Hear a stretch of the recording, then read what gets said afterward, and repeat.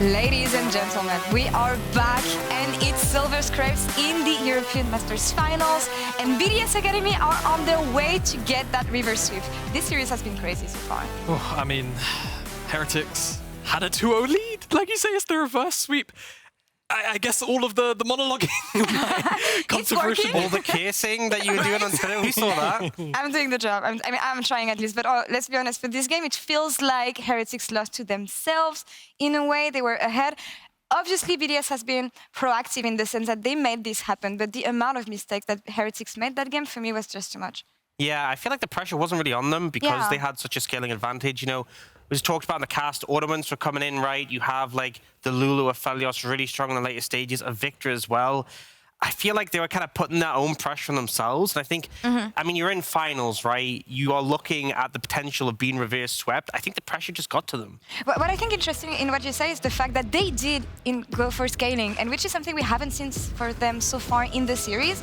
How do you explain this choice and how good it was for you, I mean, I think just a completely, like, massive swap up just to say, all right, you know what, let's kind of litmus test BDSA and their ability to close out. That's kind of what it felt like to me. Perhaps they'd gotten a read on this series of, all right, you know what, we feel like we can actually out-team fight BDSA here. We feel like we might have the front foot in that department, so let's just go for full scaling pretty much across the board and see whether or not BDSA, with the few proactive tools that they did have, right, Lucian, Nami, Poppy in the jungle, to try and shut the draft down. And it felt like, again, yeah, as Dan was saying, they put too much pressure on themselves, not just from the early game, but even towards the mid game.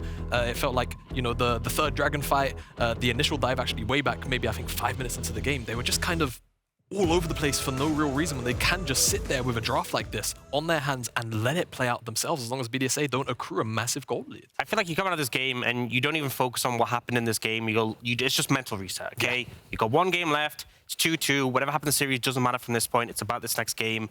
If they get hung up on it, that's where you can end up like crumbling under pressure. At the end of the day, the momentum is very much in BDS's favor now, but Heretics have shown they can match up throughout the series. And I mean, we saw good a lot elements from Heretics, especially during this game, because we've been saying all day that they should not focus on top lane. And here they went for the top lane plays, and it was successful. Simple as that. Like, I don't know what else to really say. It felt like for BDSA, they were allowed a kind of a draft that we kind of highlighted at the beginning of the day that sort of enables their own playstyles, right? Adam winning top lane matchup, bottom side matchup, which, you know, in theory should win the lane.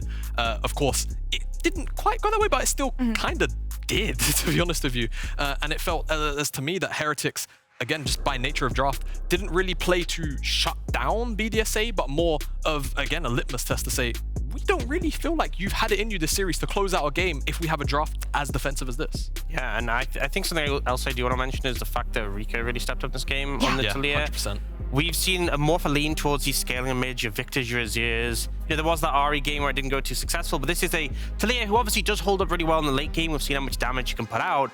But the proactivity, right? Especially the combination with the Poppy. When you're playing a champion like a Vi into Poppy Talia, it's so hard to function with the dash interruption. But I just think, you know, there's so many moments in the team fight, because at the end of the day, this was still a close game for a lot of it. I think Reeker was the edge that kept BDSA relevant till they could take over. It really was a close game indeed, and there's some specifics in game that I want us to focus on right now. Shamada, the floor is yours if you want to head to the telly and talk us through what happened this game. Hello, it's me again. I'm back to battle my arch nemesis, the Telestrator. And I want to highlight one of the moments in the game which effectively turned into the losing moments for Heretics, the winning moments for BDSA. This should be the play. So, as you can see, I'll let it play out for now. We are at the third dragon, and Heretics, they're trying to contest a little bit of mid lane pressure, and they do actually end up getting it for now. But what you're going to see is Reeker over here is going to set up for an amazing wall to kind of cut Heretics off as they re-enter the mid lane here. And it sets up for a massive engage, which Heretics don't really seem too equipped to deal with. They step forward for this little bit of poke, the wall comes through, and the immediate collapse comes in.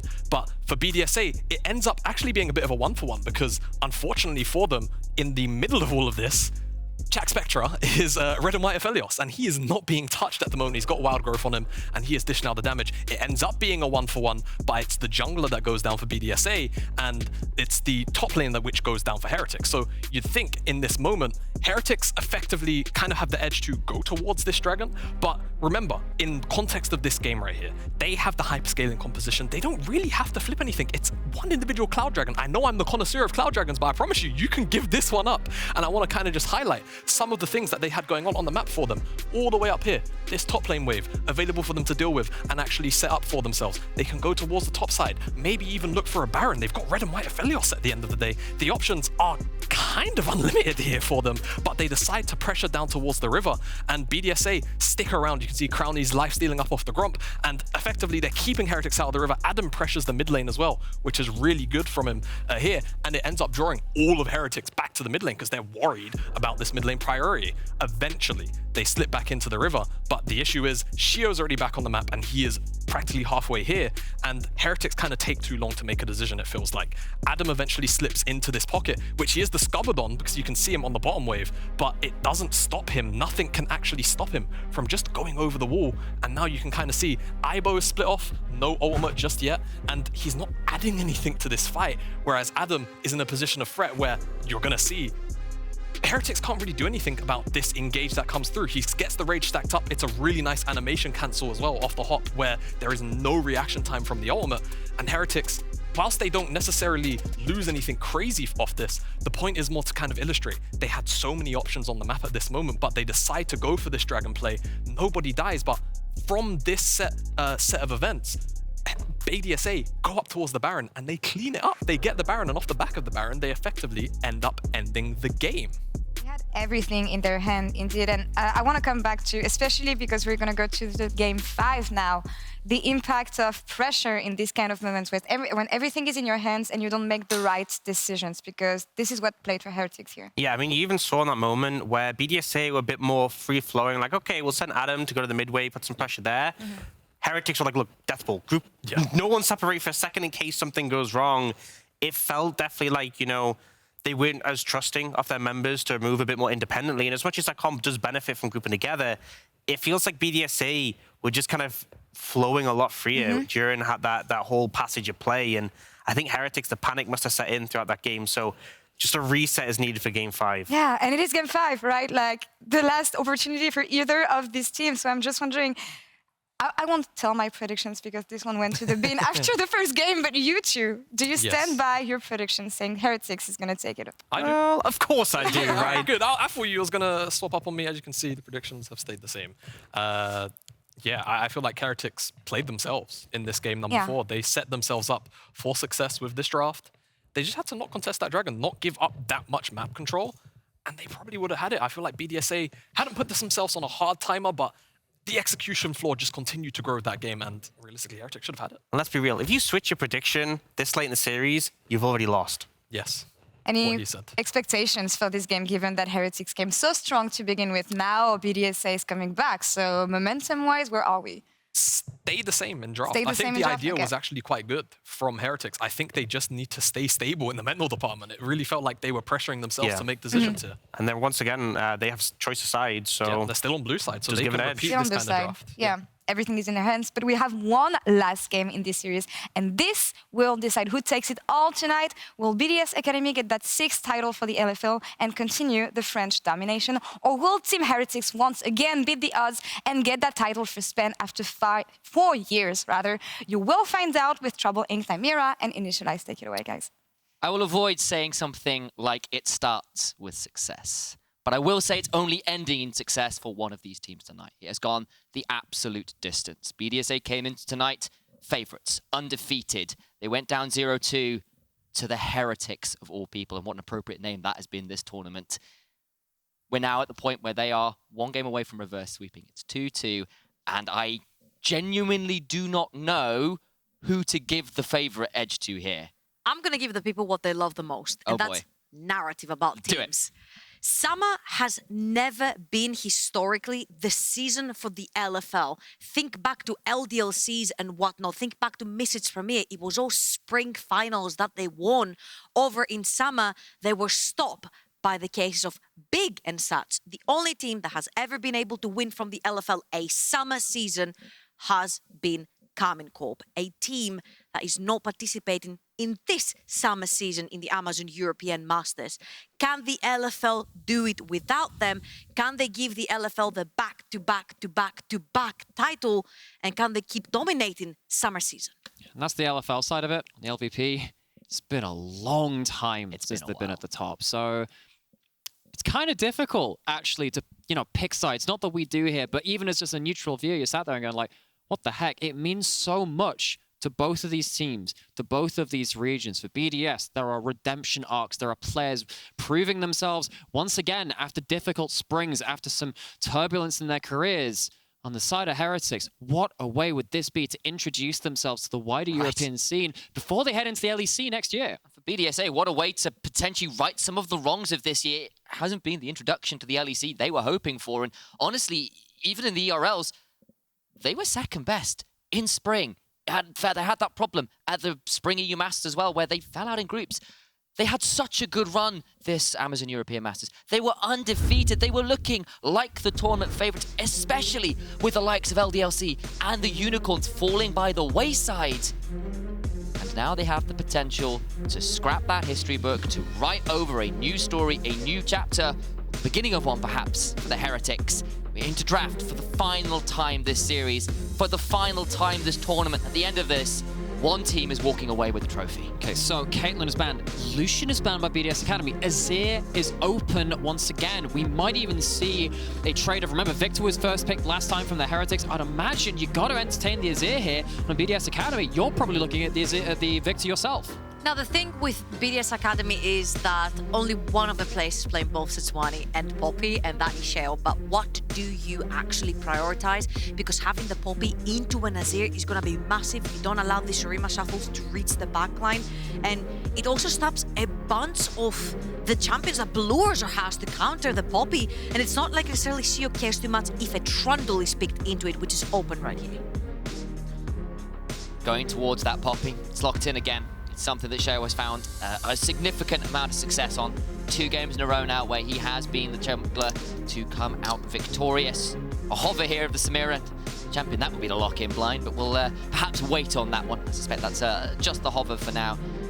Some exciting ones they may have been, but have they got something more to answer? Okay. Viktor makes a lot of sense. So this tournament has been largely an evolution of mid laners away from the early skirmish, the Sylases, the Aries, towards these scaling nuclear burst threats later into the game. We saw how much Zwyroo did on that Viktor on the games he was given it. Of course, lost with it last game, but was still such a huge threat. Heretics, though, giving themselves choice of bot lane, and they are going towards Aphelios.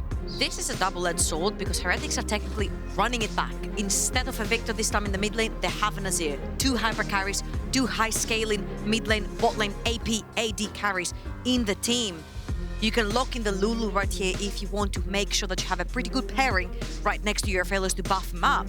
But the question here is, that last game, how much did it affect you on picks like this? Ooh. Okay, right. So you've got the Sejuani now. You can either nullify that top side or put it on towards the jungle. We're seeing significant differences in some key aspects from that last draft. Particularly, Reeker is not going to be able to weave his wall on a Viktor. He's not going to be able to cut off the team, give the Poppy extra terrain to start slamming you into, not be able to roam early as well.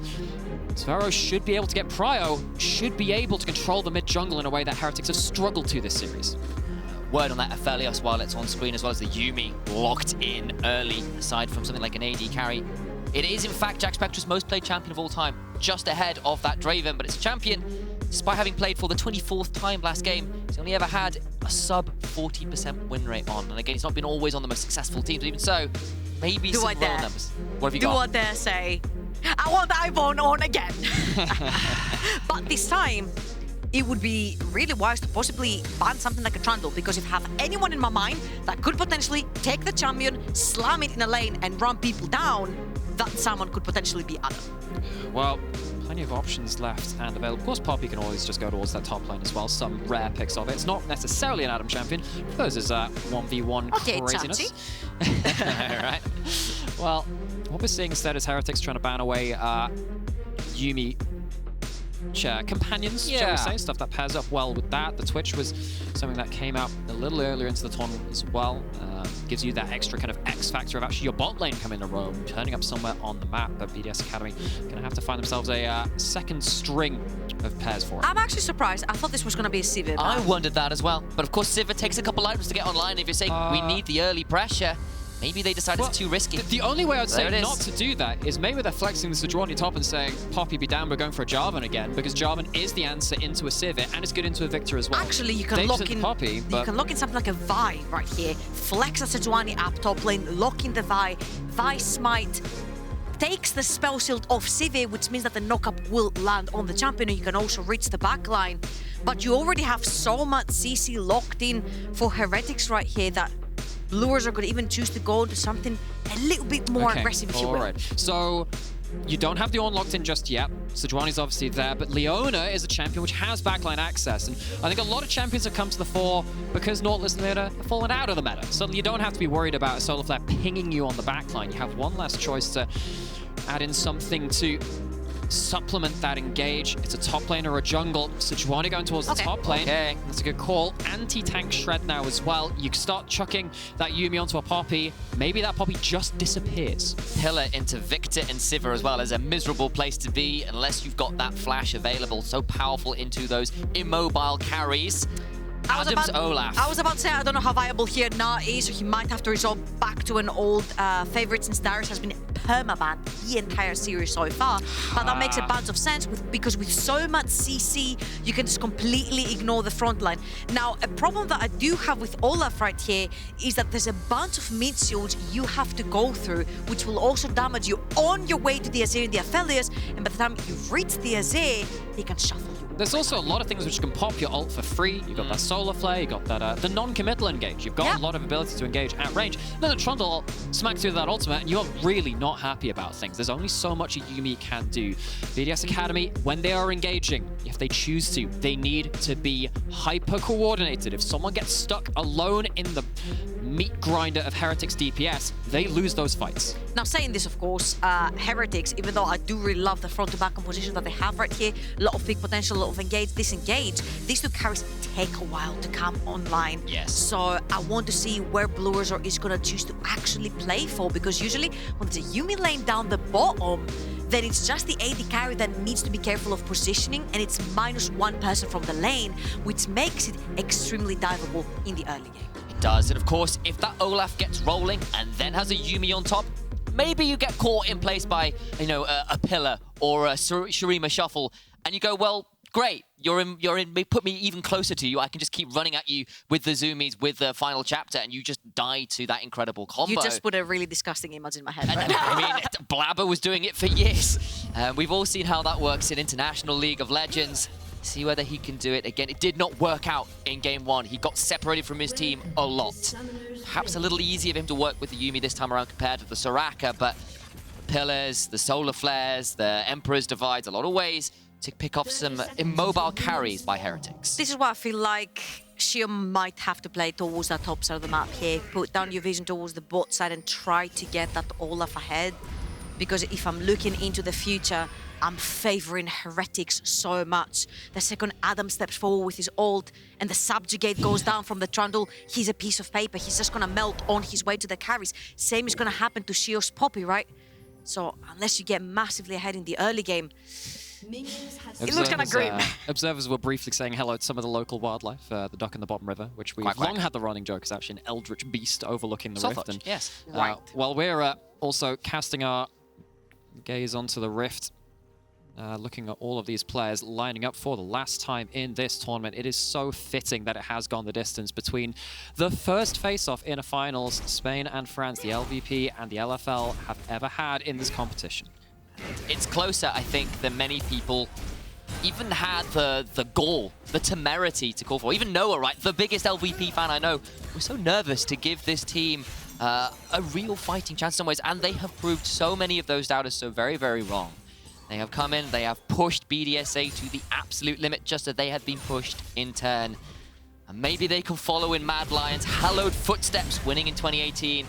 joining the LEC a couple years later. They maybe want to do it in a slightly shorter time span, hit the ERLs, win EU Masters, and head straight into the LEC next split.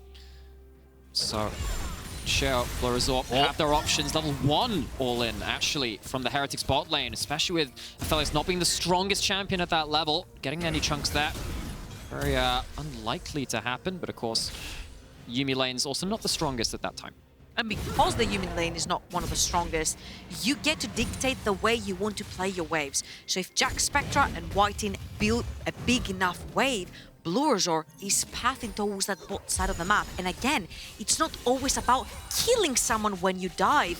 Taking that Sivir away from the tower, depriving her of her experience and gold, means that her power spike will be heavily delayed, and that's exactly what bluerzor is doing towards bot side. Dive being built up, but Sheo is here to respond. What are they realistically going to get here? Is whiteinn going to commit a flash to this? Think about it, Sheo is there. This could be very dangerous indeed. He's on vision. Will now turn up. Teleport's coming through as well. BDSA, the trap is sprung. And first blood to Sheo's Poppy. That is disaster for Heretics, but BDS Academy, they leave out the honey and they say, come on, try and sting us. They stick him underneath the bot lane tower, pin him in place, and take 2 important kills in the early game. I just want to say that the pathing from Sheo this game, spectacular. He started chickens into blue, into Gromp, got that early level 3, just so he can be bot side for this particular dive. And reminder, BDSA are so eager to pull the teleports very early on, particularly Adam, to stop dives like this from going down in the very early game. And BDSA are walking in with a kill on their Poppy, but also on the Sivir, who by now should have been dead, deprived by gold and experience. That is so frustrating for Heretics, because they went up 2-0. They had 2 slap back in their face. They come in with a bit of a different draft again. They finally get an Azir for Zwyroo in this mid lane, this champion of such high priority, and they have a strong plan to cut out this Yuumi from the game, and they are smacked in the face. You can just hear the Admiral Akbar quote from here, because it really was a trap. Bot lane was well and truly online. Reeker, though, hit with the pillar, going to throw down the gravity field and walks it out. Nerves of steel there despite the 3-man collapse. He's done that several times in this series, having that discipline. Game 1 was difficult from Reeker. The rest of this series, he has been incredibly important to BDS Academy's success. Adam haunting that river bush there as Ibo returns from his attempted collapse in mid lane. And BDSA find themselves up 1,000 gold before 5 minutes, and a lot of that is some very scary places. Onto Sheo on that Poppy. It's onto Crownie, who ends up, despite a tower value being 1-0-1. Now, I'm actually interested to see what Sheo's going to choose to play this game in terms of his Poppy, because you can go towards the very tanky builds with Bamisinda, but you can also go towards Shin builds, something like the Sandra, if he feels like he can play more aggressive. It's going to be the Bamisinda, of course, being purchased. But the fact that he has this item over bluerzor, who has not yet reset, means that he's first on the map, he's first to look for opportunities, and he knows that the Trundle will not be able to challenge him if he finds him in the river or in any part of the jungle. Call this out as well, that Ibo has decided against anything like the Ignite. He has actually gone towards the Flash, a little bit scared of the potential all-ins that Adam can bring, so a bit more escape ability there. And be the Ghost for Jackspektra as well, so there's no heal down there, it's just a lot of aggressive summoners as Sheo has turned up bot side, looking to see whether there's anything to be found, but instead we'll just take this opportunity to clear away the ward that was in that tri-bush. BDS Academy still at that 1,000 gold lead. Level 6 hit by Adam, has Ghost, has ult, but not going to be able to find the all-in angle. That is a rough wave, actually, right there from Ibo. He's going to need bluerzor to move towards the top side of the map to try and help him. Of course, bluerzor is towards the bot side of the map, because the dragon is threatened from BDSA, so he wants to make sure that he's around. But the wave is not necessarily favoring Ibo right here. Fortunately for him, Adam is going to shove this. Adam is really low on mana. He's looking for that second reset. Sorry. He's going to shove in that wave and choose the back. Herald spawning a minute and a half, Dragons up, neither team feeling quite confident to go for it as yet. And of course, it's very early into the game, so none of that to be found. And it does feel like after that failed dive, things have slowed down just a touch. You do see whiteinn and Jackspektra having a look to see whether there's anything to be found in that bush. And bluerzor was having a look down for bot lane 30 seconds or so ago, but nothing is found. And you can feel the tension here, especially after the initial play goes a bit wrong. There's that feeling of having touched the hot stove and burned your hand, and just a bit nervous about going for another one of those aggressive plays, because if another one goes wrong, it can fall apart real quick. It's already depriving them of options. You would love to have whiteinn affecting mid lane, unlocked from this lane, but you're stuck here now. You're stuck in bot lane. This Leona, which is a large amount of their power on forcing fights early into the game, has already lost many of their options because of BDS Academy's incredible response to that bot lane dive. And honestly, to me, this is a head scratcher because Jackspektra is running the flash and he's running the ghost. A Yuumi lane pre-6 is not necessarily a lethal lane, so you can leave the Aphelios all alone. All you need is a little bit of vision. I would have loved to see what you said. Actually, whiteinn roaming the max. Zwyroo has been level 6 for quite a while now. Tried to use the Sarima Shuffle, tried to use that Leona to put pressure onto Reeker, maybe burn a flash. And then once that flash is burnt onto that Viktor, then the Trundle pillars come in and they can be really lethal. But the fact that whiteinn has been stuck in lane with Jackspektra, even though Jackspektra is using both moving summoners, is a little bit of a head scratcher to me.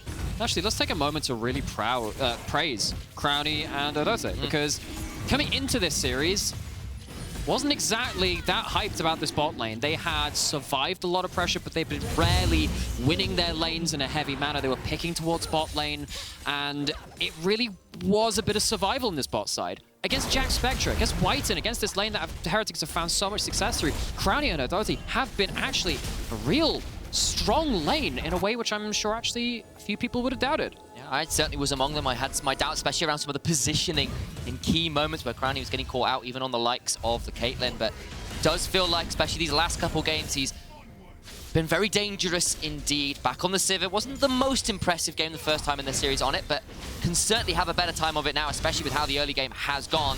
Shoved into mid lane, though, by Heretics, and the Herald's gone their way as well. And I would really love, again, now that we get a little bit of time, to praise Sheo for his build once again. Rushes the Mercs with Leona around, with Sejuani around, with the slows coming in from Trundle.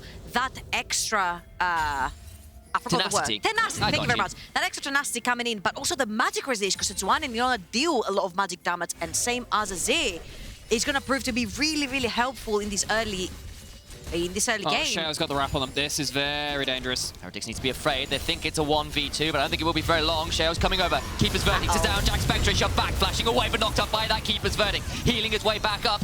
Will get out to safety, but the summoners are popped. So that's double summoners blown from Jackspektra. Once again, this Aphelios, this Leona, being just held down. This is where they really wanted to unlock this support. And once again, BDS Academy absolutely not content to let them do that. Yeah, and whiteinn cannot move right now because if Jackspektra had 2 mobility summoners, he's lost both of them. So whiteinn is now locked for another 5 minutes right next to Jackspektra on that bot lane, which means that Reeker can continuously shove in these waves when they know where Trundle is on the map. Really key for the side of BDSA. And on the contrary, what I'm seeing is that slowly but surely, through raw lane pressure, Heretics are clawing the way back up in terms of gold. Only 500 gold difference, 700 gold difference away right here. And after Zwyroo is done with this wave as well, it's going to be pinched a little bit more. So through raw lane pressure, Heretics are keeping themselves up. And while we have often said, look, Heretics need to be the team getting ahead early, that's how we've seen them succeed. This lane... or this series, rather, as we do see that interrupt that Nightmare called out, as I was looking at my cast on the screen. Bad timing on that. Yeah, but like obviously, actually in this series, we've seen a slightly different type of Heretics. They have been able to play for the mid-game, for those team fights, and they've certainly got a comp here, which is great at 2 items, great at 3 items. They certainly don't lose out purely in scaling here in this game. I'm just a little bit questionable here because bluerzor on this Trundle, you've got any mobile mid, you've got any mobile bot. Usually all it takes in the early game is 1 pillar and it forces a flash, which then pins whoever you've taken the flash off underneath their tower, or if they overstep, you just instantly punish them. I think this is the only game where I've seen bluerzor actually not being very vocal with his ganking, with his pressure in the early game. And Sheo has been running over the entire map. Yeah, and you know, there was another game where it shut down. That Jarvan, of course, really struggled to get off the ground in that one. But in this game, it felt like that early dive stoppage by BDS Academy has stopped a lot of the ability for Heretics to play around this topside. Adam, pimping ult, popping Ghost. Interesting choice there, trying to drop the Herald topside. Adam will pop the Ghost in the ultimate, will try and prevent the tower going down. The subject gets popped into that glacial prison, into the timeout, and he's just gone. Deleted off the top of the rift. I'm just gonna say, all in all, great kill right there, but Bot side, whiteinn is in danger, but actually underneath the tower misses that Moonlight Vigil, but the turnaround is pretty damn good. Solar Flare lands down. Ivo has teleported in, but he doesn't have a Glacial Prism. Will still go over the wall, but he's into 3, knocked into the wall. Flashes right back out of that one. Real quickly, back to the Herald. That was a Herald that was popped for Trundle and Sejuani of all people. You've got an Azir, you've got an Aphelios, but you do not dare step into these lanes because you're gonna get shut down. So that Rift Herald was mainly soaked by bluerzor himself, who's going for a little bit more of an aggressive build going into the Sandra. Yeah, but you know, in Europe, we do love ourselves our powerful Trundles. Elio would be testament to that one. Having a front line with gold is by no means a bad thing, as long as your backline is also doing damage. Adam, I think, you know, he's been playing a lot of these tight margins as well this series. Remember that Renekton game where he was sat there being like, yeah, I survived on 4 HP, that's fine. Couldn't find the angle this time. And suddenly, this pressure lane, this Olaf into the Sejuani, is behind in gold and doesn't have a tower to fall back to. Yep, go straight to Glacial Prison. Do not pass go. Do not pick up 300 gold. I can't believe you did that. Look, I've been pretty good this series about avoiding too many awful jokes, but that was... Trouble's like, why am I here? Imagine living with them. This is definitely not Metal Gear. Okay, now, and Dragon is up. It's Infernal. Hextech already went over to BDS Academy. They got those stats, very important ones, but with the ultimates coming back up from Heretics, even with them actually not able to come here to contest. So 2 early Dragons over to BDS Academy in this all-important deciding game fight. Yeah, reminder, Ivo had to TP down bottom to defend Jackspektra and whiteinn from the dive, so he's not gonna have his teleport up and available for him. What he's gonna do is pressure that top lane, force Adam to back and have to reply to the wave. And so far, in general, these games have been a lot about pressuring waves, pressuring side lane, making sure your vision is down. And something that we've always praised Heretics for is that vision. But right here, I feel like BDS, well, these 2 games that they've won back-to-back have had the number when it comes to vision control. I think especially in Game 4, it felt like they were struggling to take command of the map in key moments. It caught them off guard a number of times. That led to that Baron going down, that led to that unfortunate play as whiteinn just get chunked out there briefly by a prowling projectile, but it's not going to matter too much right now. Adam will spot out that control ball. Normally quite hard to spot that one. Must be a little afraid as bluerzor and Ivo have been a pair of Bash brothers this game. Oh no, he didn't spot them. Ooh, didn't spot them, but we'll take a fair amount of damage. Reeker's coming on over. Permafrost comes down, but Zwyroo, I apologize, was roaming to support there. What I really like from Heretics is the adaptation through the series. The fact that if you say the name Heretics, they know they're gonna play over towards Jackspektra and whiteinn, try to get that fella's head. Even when they were playing Senna Seraphine, they were still playing for that bot lane right here. Oh. Nice attempt at the Reaper. Reeker will have the flash in time. The predict wasn't quite on for Ivo this time. Okay, so Viktor, no flash. It's taken him a little while to get that, but remember the amount of tools. Yeah, but the amount of tools they have to reforce onto this champion. Next time you're in a fight, next time you see Viktor walking up to a Leona with ult, to anyone else, things get dangerous for BDS Academy. Herald started up. Zwyroo in the mid lane, holding onto that wave, but whiteinn chunked out. Herald goes down. Turn around with that Moonlight Vigil. Means that there's no real follow-up. They get the Herald. It's only the helper of whiteinn that's chunked.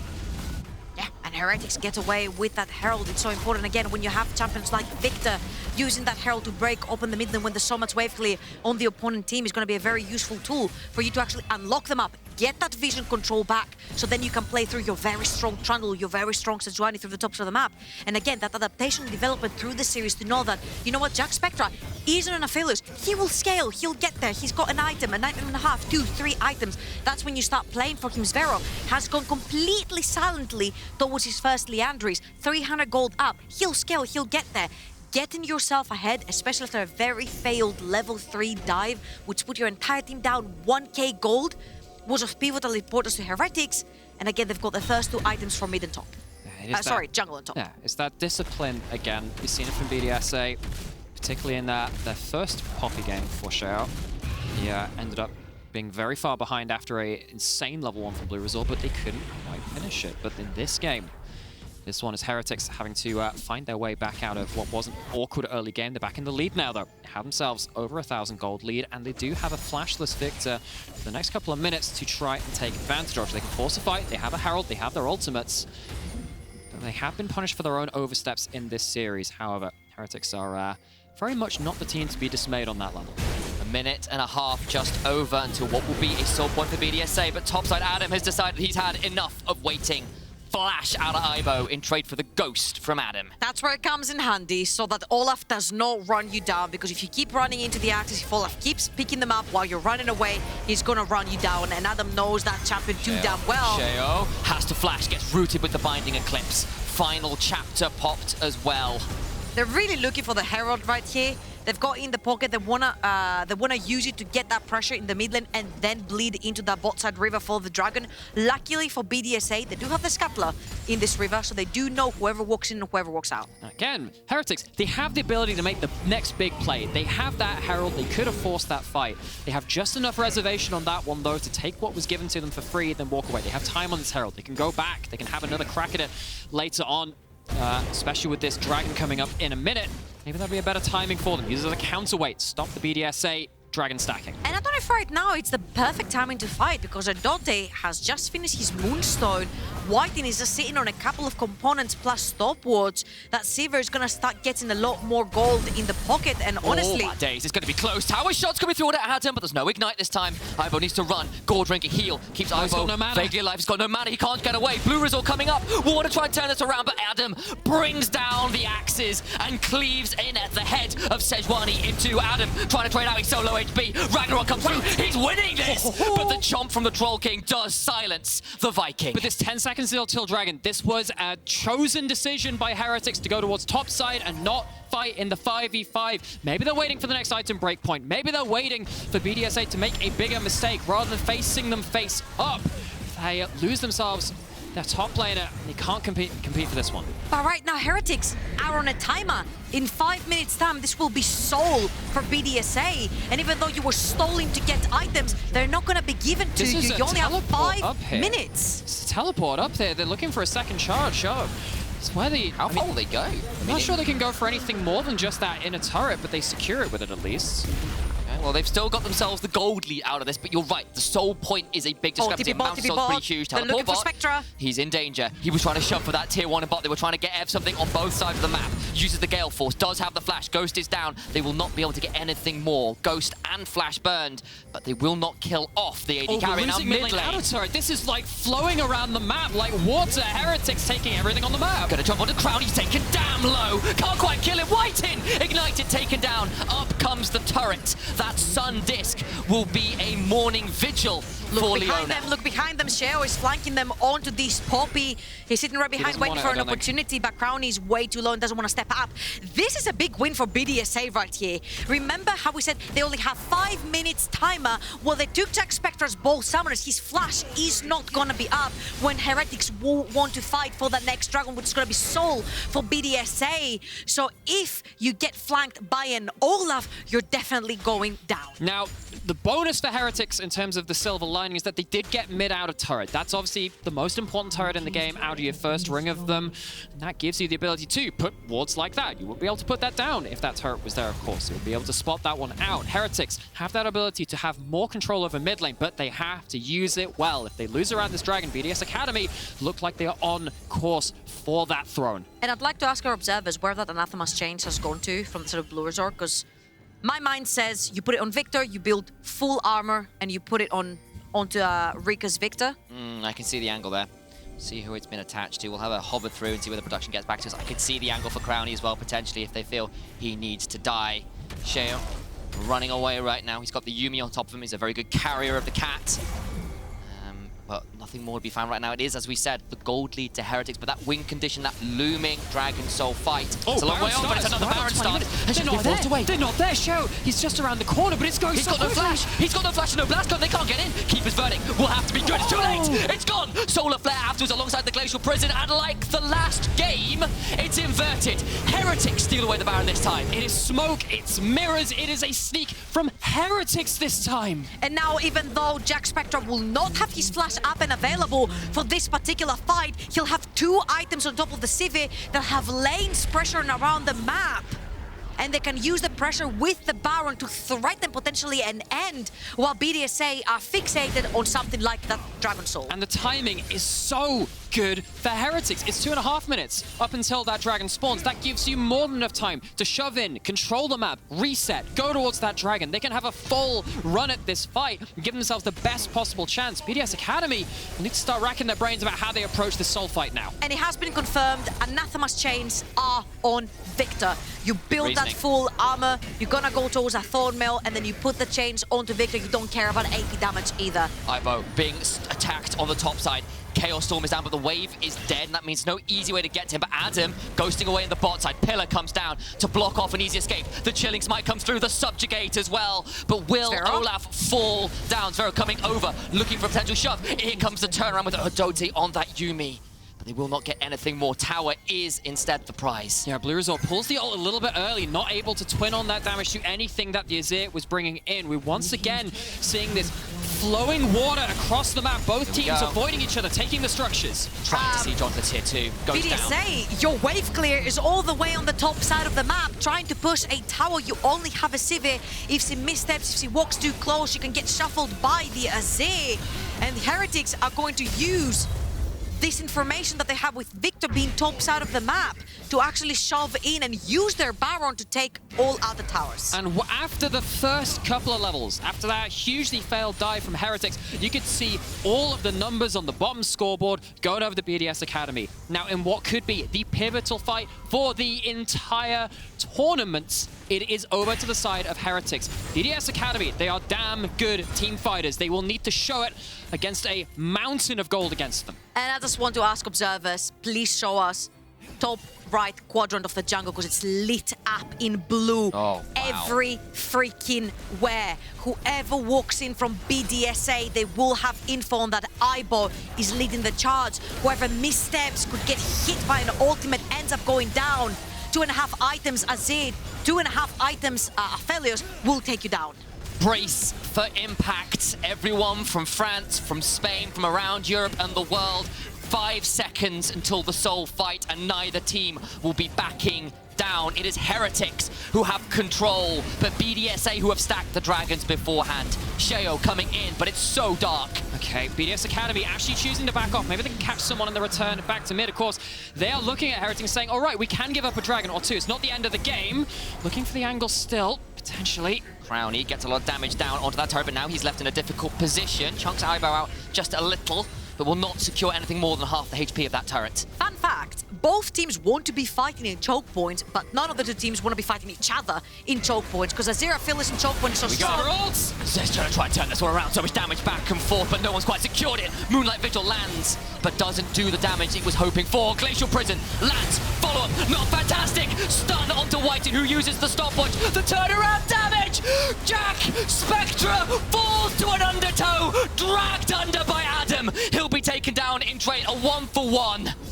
Reminder for Heretics, that's only 2 members dealing damage in this late game. It's the Aphelios and it's the Azir. If you lose one of the two, you're most likely gonna lose the consecutive fight coming after this. For the side of BDSA, they had both of them up and running, one of them being Crownie. He's got a flash, he may need to use it. Ivo's coming over, forces that flash. Permafrost, not yet proc. The turnarounds with the ricochets bounce on through. Sivir, after that rework, has been a terror to behold. Sheo looking for a flash. Will he pop it? He's in there, Raptors. Instead, will just hang on there. A Raptor blow onto the Raptors and continues farming. And again, like so much of this series, these fights are not going cleanly to one team. Every time there's an engage, there is a bite back.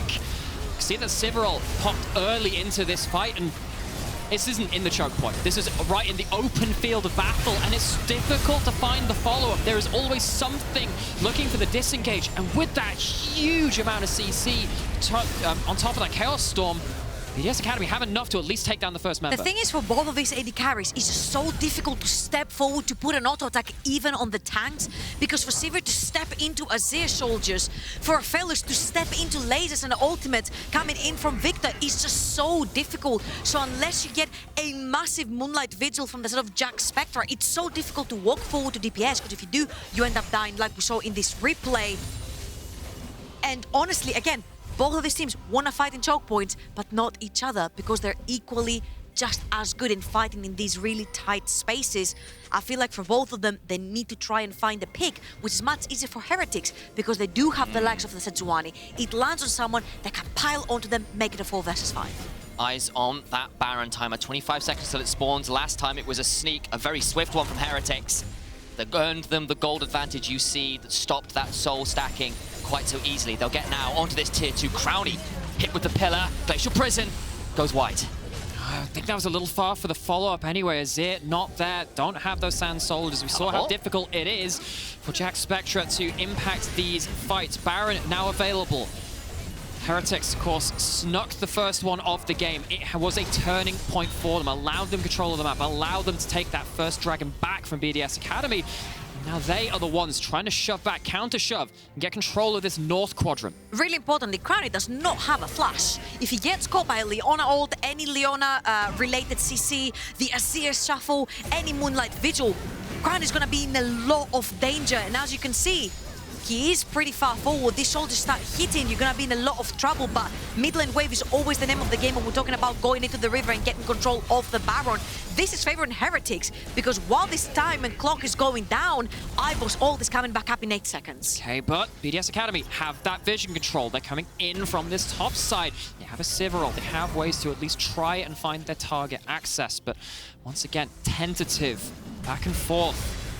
Neither team willing to give up the opportunity. The funny thing is, when every single team pushes that mid lane wave, they just slightly pull not only into fog of war, but in these tight choke points where it actually favors their own team, right? Oh, hang on, wait, is this gonna be a Baron start? BDS are trying to bait, of course, the Baron to try to force Heretics through these choke points where their where the Viktor and the Sivir shine.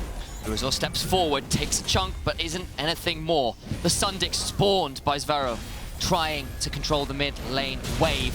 35 seconds until Soul fight once more. And the river is dark for either team on one side or the other. Adam hit with a pillar, but no follow-up yet. Heretics are going to have to take a choice here. Do you want to stop the Soul from going to BDSA, or do you want to stop them from taking the Dragon and potentially allowing them to take every single outer tower that you have kept alive so far? Yeah, we're left in this mid lane purgatory, a choice of neither so far. It is this mid lane presence which has been fought so hard over. BDS Academy, you're right, they have options on both sides of the map. They're going towards that Baron. Fight from glory, a fight from despair. Both of these teams holding the hopes and dreams of their regions. Jackspektra solos up the dragon, begins to start it up. BDSA coming on over, but it might just be too little, too late. They're not going for the Baron. So fast. They need to turn for the Baron. BDSA need to turn for the Baron. They have all the vision for themselves on the top side of the map, but they were too hesitant to pull the trigger to try and split Heretics. Whilst Aphelios was busy doing the Dragon, that means only 4 members of Heretics could move up towards that Baron. But BDSA just did not want to pull that trigger.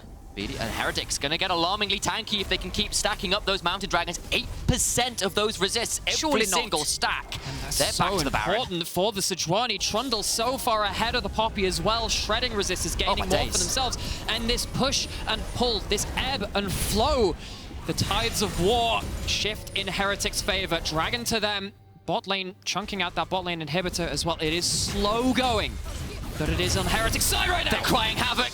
Let's slip in, but not quite finding the wall this time. So I was looking off to the side, and I didn't quite realize it was the Olaf that had the ult. I was like, oh no, it's a pick. And I'm like, he's got a right knock. I followed up where you left to realize perhaps. Okay.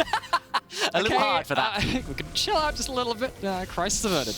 Quite literally, the Ragnarok there, very able to cleanse some of that CC. Can you tell I am tense? Can you tell the teams are tense? Heretics, though, have started the Baron underneath BDSA's nose. Sheo does have flash. All he needs is a little bit of vision at this speed. He's done it before. This is bold. Gets them all. 2,000 HP. They can go and get this. They're just going to lose it all. Sheo gonna get it down shortly. It's going to be a spine fight secured by Sheo. Baron disaster for Heretics. They'll get the jungler, but it comes at cost. Okay, that's for a kill, though. So you've lost a member. Heretics, you don't have wave position to punish this that much, but Even with the momentary 5v4, BDS Academy not going to lose anything after that. It is a hero play from Sheo with the Baron steal. And this is so important for BDS Academy because they do not have any engage in their tools. They need to use raw sieging power that the Baron will give them to try and get underneath these towers and start putting down that hurt with the Sivir, with the Viktor. And for Heretics, they really need the eyeball on this Sejuani to really hit the mark with that ult so they can all pile up again. You need that 4 versus 5, you need that pick. But here, Heretics, they forgot one of the weapons from Poppy, can throw someone out. They did not split at all. Trundle gets out, it's an easy smite. And I think the real big thing there is that you gotta split. He has no smite. Comes Okay, up he had it at the very end. Yes, yeah. So when you go into the replay client, sometimes those summoners and those cooldowns, they do trick you a little bit, and they was up and available for that one. But bluerzor stands too close to whiteinn. He gets punted out at the same time. Momentary mistakes once again, micro margins of error, but Heretics still in this game. BDS Academy though in a much better position than they were before that steal. Reeker holds his nerve, does not get hit, but flashed onto. Can they secure anything more? Here comes the rest of BDSA. It's Adam and Crownie as well. Dangerous members to be fighting without your Azir. Sheo is not there, Erdote is not there. These are two very crucial members from your team. And Heretics are gonna start running you down.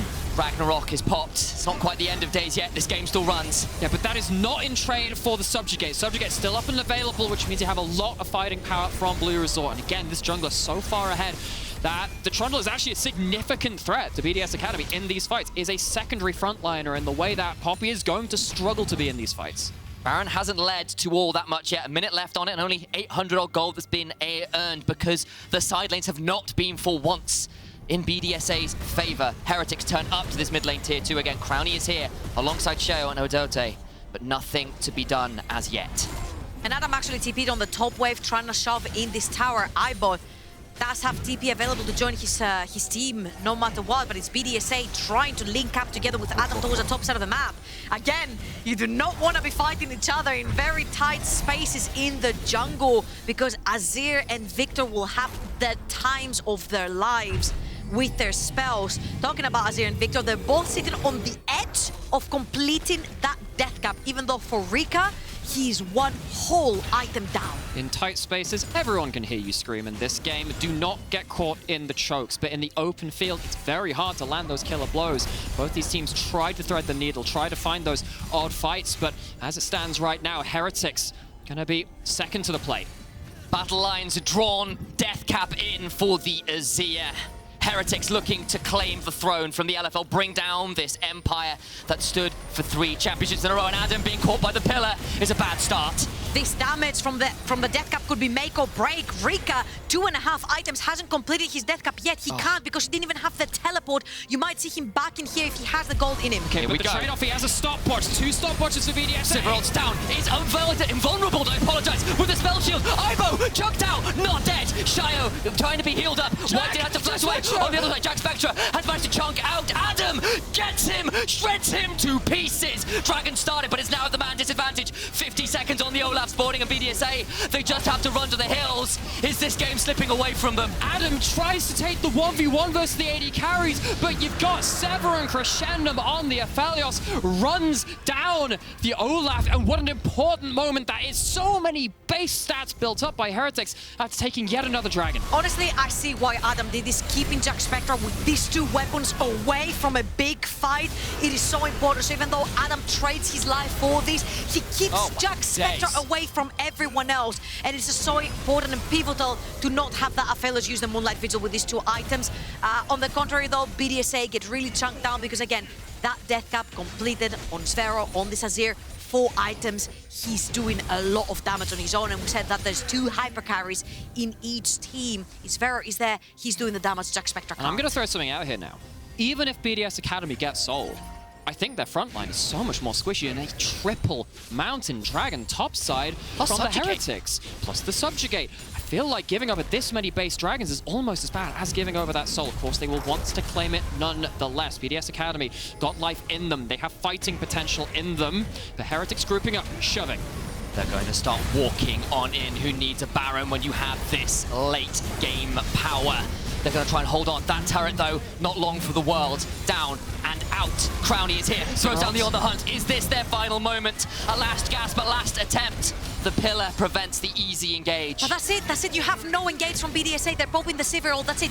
You pop a pillar in front of them. You pop the Leona ult. You stop the siege right there and then. And Heretics are still holding pillars. They're still holding the shove. They're still holding Moonlight Vigil if you have grabbed him. Ibon, this Sejuani has not been missing ults point blank. So Heretics are still standing strong. BDSA are trying to find a catch, but it's just so difficult with the comp they're on. Sheo on the side. He's taken up. Is this it? He's been blast combed away. Trying to get on out. bluerzor flashing on the other side. The damage beginning to come through. Adam caught on the wrong side. Binding Eclipse comes through. Damage. He can be burning down. Remember the Death Dance. Gale Force forward into the Moonlight Vigil. Now can he survive the Death Dance? He's ticking, but he's not dead. Evacuate those choke points yet again. No one falls. There is so much ability to just try and escape by the skin of their teeth, but this will be a Baron. Heretics, the fastest Sheo team. has no flash. Trying to play He's got to keep his slow. verdict, and I hope the pillar comes down. It's done. Taken by Jackspektra. Now they run away. They need to escape. BDSA are looking though as if they want to chase that, but they're going to back off. Heretics, this is a team which has typically played the fast game, played those snowbally victories, but when it has come down to the wire, Game 5, their entire split, this entire tournament, put on their backs, riding on this one game, they've played it slow. They've had that discipline. They have bled out BDS Academy to the point, to the brink. It's not done yet, but they are so close they can taste it. This is giving me back Game 4 versus LDOC as well, where they played the back and forth fights when it came to Heretics, beating them in their own game. And right here, Heretics, they've picked up a composition to play the front to back, to play the team fights the way they want to. They have the triggers to engage or disengage a fight, and they've been doing it flawlessly. Crownie, he's in a very difficult position, throws the halt. He calls the Heretics bluff. don't come in. He calls the bluff. He's just sat there trying to bait them in. Sheo, slowed by the Solar Flare, not taken down. Over comes Yuumi, throws down Azumi's. Keeps Sheo healthy enough. Adam, now in a dangerous position. He has been outscaled. It feels like Glacial Prison lands. Brought out the follow-up, not quite there as yet. bluerzor stepping forwards. The redemption comes down to heal people of no one dying, but my God, it's tense. You don't want to commit, because if you commit and you die, it's 38 Teleport. minutes into the game. If you die here, it's an entire let's minute teleport that to the you're going to top stay dead for. They want to push both waves because the middle one is being stopped by BDSA. They want to use the top wave to take the tower, and then that inhibitor in the mid lane is pretty naked. Okay, they've just flown across the map. Mid lane pushing, top lane, no response. Pillar down. BDSA, they can't go into Moonlight it. Vigil lands on its own. Reeker stopwatches, but Adam in the middle of everyone about to fall down, goes down, throw, gets him, gets two, going for even more, and it's looking like it's a reformation. It's not Wittenberg, but they're still gonna nail the articles to the Nexus. BDS Academy, they lose so many, they're gonna lose the Nexus. The team that fells the LFL Dynasty is Spanish! And look at that, the LFL Orthodoxy fall to the Spanish Heretics. They've done it. It's going to be over. The LVP dethrone the French. 2019 was the last time we saw the Superliga make it to a finals. I'll take you all the way back to 2018 in that superstar Mad Lions roster that won European Masters. 4 years later, for them to put that timer back to zero and call themselves champions of Europe once again. And in what fashion as well. They showed a different outlook right away from game 1. Sent a Seraphine bot lane, not what we'd seen from them in this tournament. They've had to fight, they've had to dig in, they had Baron steals, they had Baron sneaks, and they had a bleed out victory to finally claim that trophy for the LVP. I mean, where do you even begin in some ways? Because it was a reverse sweep, it was on the cards. BDSA had recovered, righted the ship, and still the curse holds true. An undefeated team cannot win in the finals again. BDSA comes second best again, and you have to feel for the squad. They did so well this tournament, but the Heretics, that meteoric rise, just too much. Just have to feel happy though for members like bluerzor, who stride. Now he's on another organization that bought an LEC spot, and he's won the European Masters right before that. Jackspektra, rumored to join the LEC, rumored to join K-Cup, just to find himself in Heretics over in the Superliga. And Ibor, Heroes. He has been in the top rankings of top players in the EROs for the longest time ever. He's won nothing. Now finally the redemption arc, and honestly, if I can sway anyone's opinion, I think massive congrats to Aibo. I think he has put himself above and beyond any other top laner in EROs. He can play anything and everything, but damn, that Sejuani was freaking instrumental. An extraordinary run full of drama, narratives, and what an entry to the LEC for Team Heretics. They put a stamp on this season. Welcome. In extraordinary fashion. Welcome indeed. They do it against the other new team to the LEC this season in BDS, but that does mean from myself, from Nightmare, from Troublelink, it's enough from us. Heretics claim the glory. They bring down the French Empire. They will not get 4 back-to-back titles. Instead, it's Heretics who claim it. And we're going to head to a break where we'll have an interview afterwards with none other than the victorious jungler, bluerzor. Stick around, you want to watch it after that break. Viva España!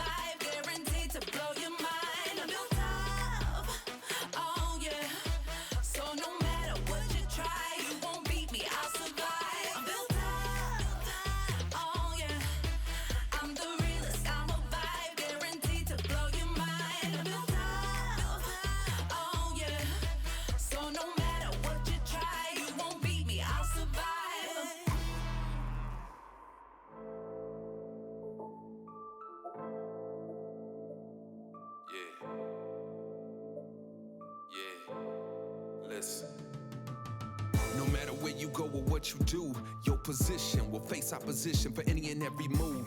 But stay leery of them deadly crews, even them petty dudes. Or turn your soul to confetti, fool. They wanna test us and check us, but be strategic, we need it. We playing chess, not checkers. And I done seen the best of them get broke down. So if you wasn't woke before, you woke now. Cause even if it looks bleak, plant your hooks deep and pull yourself up on both feet. And let the whole street see what you've been through. Show them what strength do, especially when meant to. Y'all can punch me, kick me, stomp me, flip me, drop me, hit me, any of these I will get up. Stab me, grab me, choke me, jab me, broke me badly down to my knees. I still get up. You never gon' keep me bound. You never gon' keep me down. I'ma always be around, and I promise I'ma see the crown. Can you see me now? Debate me or hate me, but you never will break me. You can't break still. You can take me and take me, and I promise I'ma break free.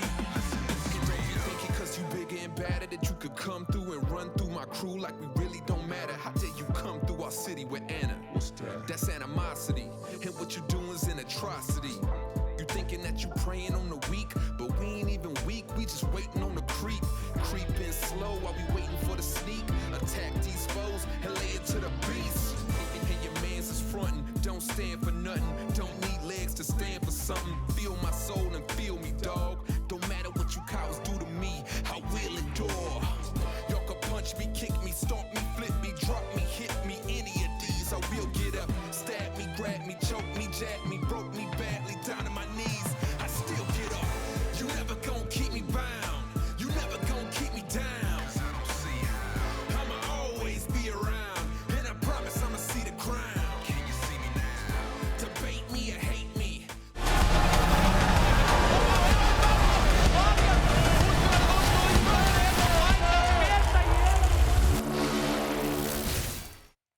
And welcome back to the Amazon EU Masters Finals as the Superliga returns to the throne of Europe, and Team Heretics does the impossible and wins the EU Masters by taking down Team BDS Academy in a very close series, 3-2, guys. It was a banger series as a whole. Adrian. All I'm saying is, we said Team Heretics 3-2. You know what? I'm being polite right now and just celebrating. So can we stay civil? We will stay civil. We'll stay civil. I mean, no, but it feels good to crown a new champion, though.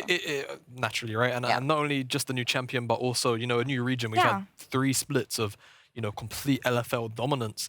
And it felt like for a moment there we was going to retain that from BDSA's side. Heretics definitely had a bit of a slip. But, you know, to retain your form in a game 5 like this, it was definitely phenomenal. It was a tense series and a tense game. You wanted to add something? Yeah, I just think that the manner in which they did it right, no one came in thinking Heretics was going to win the whole tournament. When we looked at teams outside of the LFL, we looked at Unicorns, they took them out. They took out the first seed for the LFL and LDLC, and then finishing off BDSA as well. It's been like a hard road, but they just played so well, and today especially. They did play well, indeed, and we have their jungler, bluerzor, with us to talk about this amazing victory for the LVP, but for Heretics also. bluerzor, thank you so much for joining us. How are you doing? Hello, I'm doing amazing, honestly. It's so unreal that this happened. It's really crazy. I'm just so happy. Congrats, honestly. I mean, tell me about the day, how it developed and everything, because leading 2-0 into almost getting reverse swept. Tell me about the day. I mean, the day was, for me, it was pretty chill. I knew it, we are the underdogs, and I didn't feel any pressure at all, because I knew it, like, LFL is super dominant and they were doing good in scrims. So for me, what mattered the most is just to do my best, and even if you lose, you know, it's like whatever, because I know I did my best that I could do. So I had this mindset the whole series. At 2-0, I still didn't like go like, okay guys, it's gonna be 3-0. I knew it is gonna be a hard series, because even though the second game we won, it was really hard, really tense game. So at the end it was 2-2, and we just said it's all about mental, who can keep the mental up and just do our best, But it was really exhausting day. Amazing, and I can only imagine, honestly, congrats on pulling this one off. And for me, it's interesting because when I hear you and everything you say and the fact that you stayed calm and collected, even though you might have lost it, I want to know what was the impact of your communication and also in leading the team today and keeping everyone focused to grab the win? I mean, after each game, I was saying to my teammates that doesn't matter that we've won, it's still a best of 5. They can always come back. They're a super strong team. And we just have to play our game. Like, we don't need to, like, our goal was to shut down Adam in the game, to not let him do, like, snowball with champions, for example, like Darius. So we banned Darius. So, like, the main goal was just to play our game. And then I was pretty confident in our gameplay because I think we showed really great performance against Unicorns of Love, against the LDLC. So as long as we play our game and we don't run into them, we should be able to take this best of 5 and win. So I'm really happy. I just wanted to ask, was there anything today that really surprised you? You know, maybe one of your teammates' performances, or maybe something that BDSA brought out? I think everyone had amazing games. I think all of us had bad and good moments. That's what I like the most about my team, is that, for example, let's say I will win the game, then I know Jack will carry. If Jack will win, I know I will carry. There is always someone that always can bring the victory home. So I like it a lot, I have to say, it was hard for us to just decide on an MVP list, but we did. And in the end, you get the player of the series today. Thank you. Anything you want to say to the fans who voted for you? I'm just super happy, honestly. Like, I get so many messages by people on Twitter, socials. I'm just really thankful for everyone for supporting us. It means a lot for me because, for example, last year I didn't win anything. Spring Split was a disaster. So now I finally could prove I still belong in the top tier in the jungle list. So I'm just super happy. So thank you for everything. Well, thank you for this amazing series. And I wanted to ask, actually, because you used to play with BDS, how special is this victory for you? It was really special, especially because I was playing with Aibo and we got replaced. And when we played against Unicorns of Love, I told Aibo we're gonna beat them just because he was Unicorns of Love in Spring Split. And before this finals, I was talking with Aibo. It's like we were there in the last year, so we had to really beat them. So it feels really good, yes. Make it personal for sure. And it works usually. But as we've been saying often today and also during the EU Masters, Heretics were not favored, I think, to take it in the end. The LFL was. So talk me through your run, your progress as a team, but also personally. Personally, going to the EU Masters, I could feel like for example, let's be honest, the scrims were really going bad against LFL teams, but I was always saying to my coaches, scrims are fake data. I'm giving fake data to enemy team, so it's fine. But in the group stage, I felt like it was not gonna flame my coaches, but I think it was a draft gap on both games, I think. So yeah, and then we just figured out how to draft against them, and we just improved on it. But we had to improve on a lot of stuff. I think we improved day by day. We were always talking about our issues, and I think this is what is making us the strongest. Stronger. That we are always down to talk about our problems, and we are not like shying away from them. We just bring it up and try to fix it. It's amazing to see you guys progress throughout the year and also throughout the EU Masters, but focusing on the future now. This is the end of the season for you. Hopefully more, hopefully a new step for you next year. What are your hopes and what do you want to achieve next year? And how do you see your future? My goal is for a long time to be in ADC. That's my goal for a really long time, like 3 years. So I really hope that next year is going to happen. If not, then unlucky. I will keep going. So that's my goal for next year, yeah. And I'm pretty happy with this year, like what we achieved. Well, hopefully we can see you in the ADC next year. bluerzor, thank you so much for joining us today. Congrats again on defeating the LFL and bringing this one for the LVP. Thank you so much. Superliga, rather. Thank you very much. Yeah, thank you for joining us. I'll let you go back to your team. And yeah, have a good evening. Goodbye. Enjoy the off-season. Thank you very much. You too. Thank you. Imagine being so calm and like, I don't know, after 5 games, after almost getting reverse swept, I don't know, I love the attitude this player has and the whole energy around Heretics. The idea that we had of, are they shaken after game 4? By bluerzor's answers. Maybe it's, you've come down off the hype of that victory, He was chilling. But he like, really was hard chilling. So. And I mean, I feel like that mindset, that veterancy, I feel like is so important when you get in those longer series. Often we see teams can crumble, but Heretics just managed to bring it back because everyone has that thought through their head, right? If you go 2-0 up and then they bring it back to 2-2, everyone has that dread because you never want to get reverse swept. It's the worst feeling ever, but clearly they just didn't let it phase them, and it was a fantastic performance, and you could see how hyped he was about this victory. I mean, it's deserved, honestly, the run they had and the way they managed to put out in the end. But let's talk about Game 5 also, because we didn't talk too much about this one. What strikes you? What stands out for you in this Game 5 and how it played out? For me, it's the soft run back of kind of the Aphelios hyper carry comp with some kind of, high damage late game scaling mage in the mid lane. I think the fact that, they kind of doubled down on the idea they had from Game 4, but more accurately executed and just having a slow game and kind of just letting BDSA in this game play themselves with the draft that they had. They were kind of in a position where, again, much like Game 4, they just had to wait to hit their item marks, and team fighting would always be a breeze. Yeah, and I really want to highlight the value of the Trundle, because it's something we saw BDSA regularly banning, because we typically see Sheo going for like the Poppy or the Sejuani, so the Trundle really hampers that. But particularly in this game, like when you have the Olaf and the Poppy, and you just have a composition that wants to run at your opponents, the pillar is so frustrating to deal with. And then the fact that if Trundle just ults one of your frontliners, they're just gone in a breeze. I was kind of sad to see how useless, if I may say, the Olaf pick was for Erdote.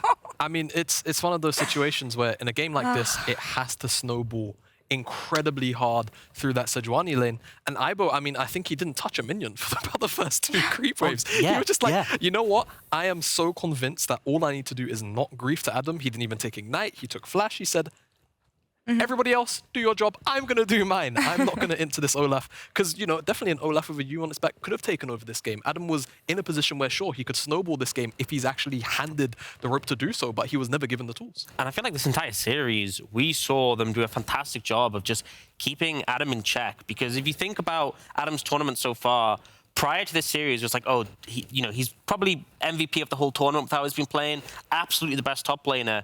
And I feel like it was very much a no-ego approach from Aibo, where he knew his job was just survive. And there was definitely games where he flourished more than surviving, but he didn't let Adam get that edge that we typically see, and that's why we see picks like the Olaf not flourishing. So I think it was really heads up, and obviously Jackspektra commented on it on the interview in the semi-finals, how they knew what they had to do about Adam. Yeah, and mad respect for Heretics as a whole for finding the answers against Team BDS Academy today. But let's take a step back and review the whole tournament. I want to look at the bracket now and see what surprised you guys the most here, because the lower brackets side where we all killed each other made me really sad. But for me, it was specifically LDLC getting knocked out. Yeah, I mean, Heretics effectively playing 14 out of the 15 available games to play to get to the championship is probably the biggest thing, right? Not just making the run, but also having all of the series be really close, overcoming all the expectations. We've run the narrative already today. I think just the fact that they were able to actually stick the landing was probably the most impressive thing because of how dominant LDLC looked, right? They had the whole undefeated thing coming into it. Today, they've led 3 times. Never take anything for granted. And for you. I feel like it was just complete trial by fire, right? Every step of the way was a battle. you know, every team they were up against were like, wow, you know, unicorns, they're like the big dark horse. Okay, they beat them. LDLC, they're the first seed. Okay, they beat them. BDSA haven't lost a single. Okay, they just win the whole thing. It's like, I just feel like they've risen to the challenge every time, which is just fantastic to see. And, you know, especially when people talk about their spring performance this year, being underwhelming in the Super Liga for themselves, you know, to have bounced back from that, to win the league in summer, that was already a big achievement. Like, they could have lost in group stages and they still would have had a good year, but to have bounced back and to go on and winning, just fantastic. It's an amazing run for them, honestly, and also nice to crown a new champion. But we know what the Amazon EU Masters is about. It's about maybe discovering new players and getting new players to join the LEC. I asked bluerzor what was his goal. Obviously, that's what it is. But who do you see, what kind of prospects do you see joining the LEC next year based on the tournament we had? Oh, well, obvious one, you know, tip of your tongue is Jackspektra, right? I don't think there's really any secrets there. I think Zwyroo has had a really good showing as well. I believe was it SK Prime he was on last split? No, I'm thinking of 2 Hours or Blue, actually, never mind. But even Zwyroo, to be honest, I think he's made a very good case for himself here this split with very strong performances against, you know, mid laners who have been in the LEC, for example, in this series alone in Reeker. And he has kind of definitely, I feel like, left a mark for, you know, the decisions that are going to be going on behind the scenes when it comes to building a roster for Spring Split next year in the LEC.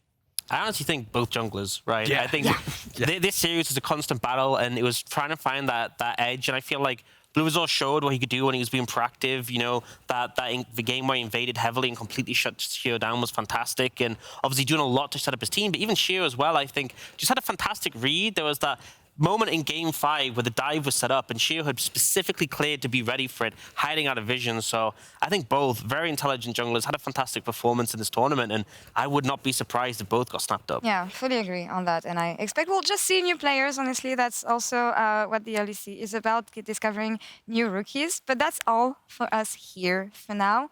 Guys, thank you so much for joining me today. It's been a pleasure being on the desk with you. Thanks to the casters, obviously, and also thanks to everyone in production and in the control room. We have a new champion now in the Amazon EU Masters. The Superliga is back, and with that, the tournament comes to an end. Thank you so much once again for going on this journey with us.